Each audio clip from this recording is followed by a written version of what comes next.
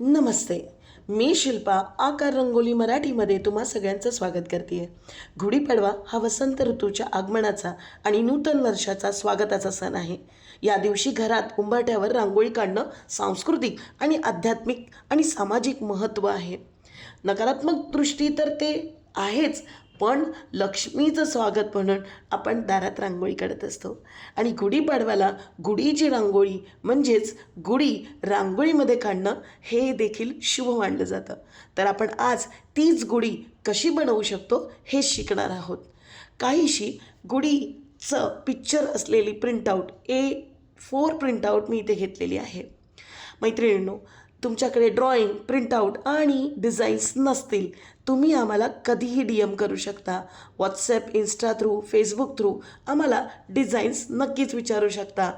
आणि हो, काल आपण एक रांगोळीसाठी बेस शिकलेलो. त्या बेससुद्धा बरेच डिझाईन्स आमच्याकडे अवेलेबल आहेत. तर त्यासाठी सुद्धा तुम्ही आम्हाला कॉन्टॅक्ट करू शकता. इथे आपण आज बनवत आहोत गुढी, आणि गुढी बनवताना छोट्या छोट्या गोष्टी आपल्याला काळजीपूर्वक करायच्या आहेत. गुढीमध्ये ना आपण काय काय ॲड करत असतो. गुढी वस्त्र म्हणजेच अगदी नवी कोरी साडी, त्यामध्ये आपण झेंडूची फुलं किंवा अगदीच वरमाला म्हणून काहीतरी त्यामध्ये माळा ॲड करत असतो. साखरेपासून बनवलेले बत्ताशे ॲड करत असतो. अगदी कडुलिंबाचा पालापासून, आंब्याचा टाळापासून असे बरेच गोष्टी आपण ह्या गुढी उभारण्यासाठी वापरत असतो. उंच उंच गुढी असावं आणि उंच उंच आपल्या प्रत्येक गोष्टीचा एक उंचीपर्यंत पोहोचावं, आणि म्हणूनच घराघरात ही गुढी बांधली जाते आणि उभारली जाते. त्याचबरोबर गुढीभोवती आपण आकर्षित रांगोळी काढत असतो. गुढीपाडव्याला प्रभू श्रीरामाने 14 वर्षाच्या वनवासानंतर रावणाचा पराभव करून अयोध्येत परतल्यानंतर लोकांनी आनंद साजरा करण्यासाठी सुद्धा गुढी उभारली होती. गुढीपाडवा हा चैत्र महिन्यातील शुक्ल पक्षातील पहिला दिवस असून मराठी नूतन वर्षाचा सुरुवात आहे. पौराणिक कथेनुसार ब्रह्मदेवाने या दिवशी सृष्टी निर्मिती केली आणि सतयुगाची सुरुवात झाली. म्हणूनच या दिवसाला अनन्यसाधारण महत्त्व आहे. या दिवस 3.5 मुहूर्तापैकी एक दिवस मानला जातो. गृहप्रवेश, खरेदीसाठी हा दिवस अत्यंत शुभ मानला जातो.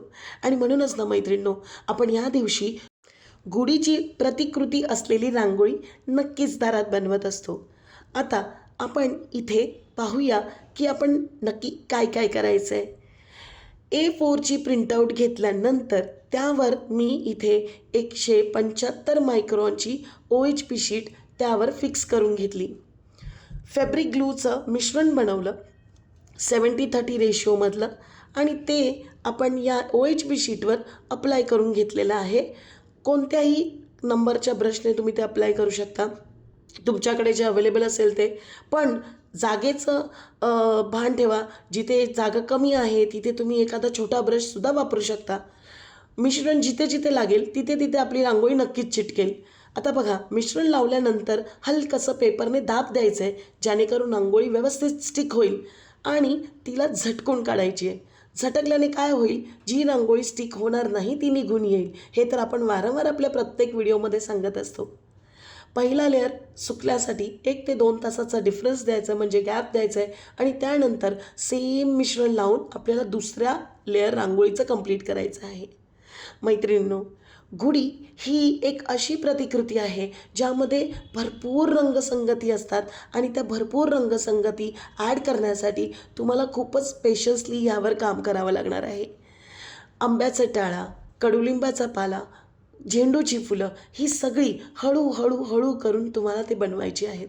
आणि या प्रत्येक रांगोळीमध्ये 2 लेअर तुम्हाला टाकायची आहे. आता ही रेडी रांगोळी आपण का बनवतोय हे सगळ्यांनाच माहिती आहे. आपण जी तासनतास काढलेली रांगोळी जेव्हा 2 मिनटात पुसून जाते ना, तेव्हा होणारा त्रास कमी करण्यासाठी बनवतोय.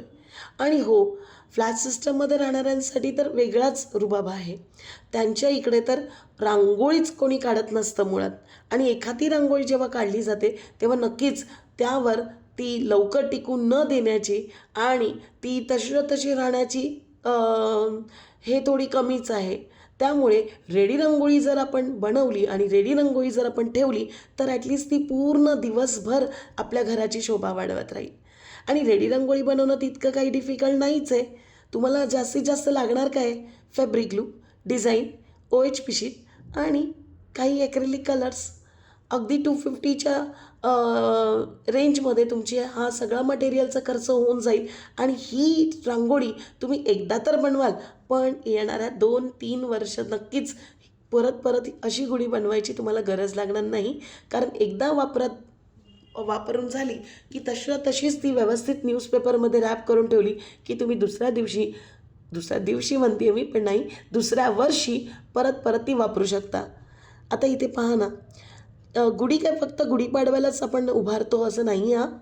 दसऱ्याला सुद्धा, म्हणजे जिथे जिथे गुढीची ही प्रतीक येतं ना, अगदी तिच्याकडे बघितल्यानंतर सुद्धा उंची आणि यश हे आठवायला लागतं. इतकं पॉझिटिव्ह सिम्बॉलिक आहे गुढीचं जे दर्शन आहे आपण ज्याला म्हणतो. आणि पहा ना, आपण जेव्हा त्याला सगळ्या दोन्ही लेअर मारून झाल्यानंतर आपल्याला त्याला हायलाईट करण्यासाठी ना मैत्रिणींनो इथे बॉर्डर करावी लागेल. आता इथे मी काळा रंग घेतलेला आहे आणि साडी डिटेल करण्यासाठी मी इथे पर्ल गोल्ड कलरचा वापर केलेला आहे. तुम्हाला या डिझाईनमधली झेंडूची फुलं तर नक्कीच आवडली असतील, पण काळजी नको, येणाऱ्या 3ऱ्या व्हिडिओमध्ये आम्ही नक्कीच झेंडूची फुलांची रेडी रांगोळी कशी बनवायची हे सुद्धा शिकवणार आहोत. तर नक्कीच आमच्या चॅनलला तुम्ही सबस्क्राईब करून ठेवा आणि नोटिफिकेशन नक्कीच ऑन ठेवा, जेणेकरून येणाऱ्या सगळ्या व्हिडिओचे नोटिफिकेशन तुम्हाला मिळत राहतील. आणि हो मैत्रिणींनो, पर्ल गोल्डन कलर तसाचा हायलाईट होत नसतो आणि म्हणूनच त्याला थोडंसं हायलाईट करण्यासाठी मी प्रत्येक लाईनच्या नंतर ब्लॅक लाईन ॲड करत होते.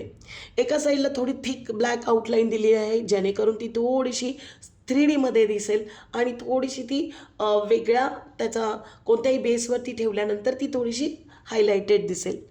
आता रेडी रांगोळी बनवण्याची ही सगळी जी प्रोसेस आहे ना, तुम्ही पाहिली असेल की झेंडूच्या फुलांना सुद्धा बघा हायलाईट करण्यासाठी मी इथे काहीसा येल्लो ॲक्रेलिक कलर आणि शेडचा वापर केला आहे, जेणेकरून साडीच्या या रेड बॅकग्राऊंडवर आपली फुलं उठून दिसतील.